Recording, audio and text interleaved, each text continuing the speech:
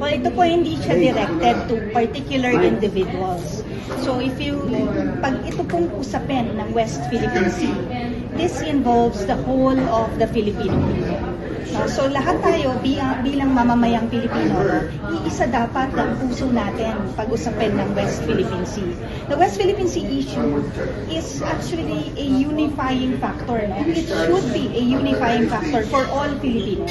Pagkausapin ng West Philippine Sea, wala itong kulay, wala itong politika, wala itong religion, wala itong rehiyon, wala itong kung ano ang lengguwahe mo or dialect mo, no? It's a unifying factor for all Filipinos. Na kapag ang usapin is a West Philippine Sea, it involves our food security in general, mamamayang Pilipino, our energy security, the great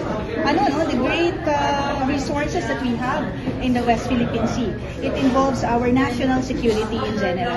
So even for us in the side of the Armed Forces of the Philippines, we transition from internal security operations to territorial defense. And we are calling on ito mga natitira sa hanay ng ating mga rebelde to return to the folds of the law and together, let's fight a bigger challenge which is territorial defense. So kapag Pilipino ka, andyan na ang usapin, pro-sovereignty ka, pro-sovereign rights ka, and we uphold international law. So, andyan, it's a third-party entity saying, in the United Nations Convention of the Law of the Sea, by the arbitral win that we have, panghalagahan natin itong panalong ito, and isulong natin ang ating soberenya, ang ating sovereign rights. Yan po ang misyon na gagampanan ng Armed Forces of the Philippines. Paano kung Pinoy ka pero hindi ka pro-sovereign rights? Yung ina-utter mo ng mga lines contradicting dun sa stance nyo o sa stance ng karamihan sa mga. Well, the more that we should call and tap into their hearts for patriotism and nationalism. Pero ma'am, paano po binabasa ng armed forces yung mga Pilipinong ganito? Yung mga Pilipinong nagsasabi na huwag naman masyadong masamain ang kilos ng China. Well, dapat patuloy nga itong call natin within the Armed Forces of the Philippines. We have our communications plan, Mulat.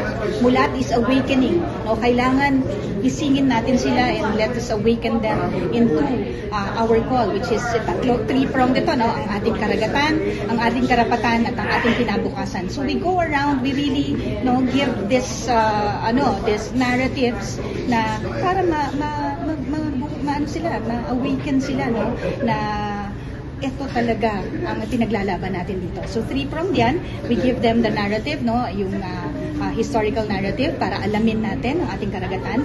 Yung ating karapatan, kailangan ipaglaban natin ito. This was invoked and given to us by international law. And ang ating kinabukasan, hindi ito mag-e-end sa henerasyon natin.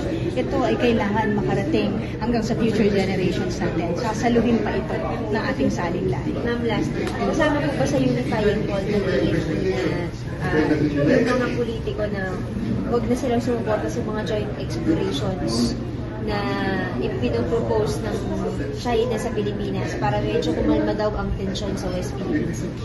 Well, we should all be pro-Philippines. Whatever it is that will be advantageous to us as a nation, that is what we will push for. And we, of course, expect yung suporta nga po ng ating mga policy level makers para dito na maisulong natin ito.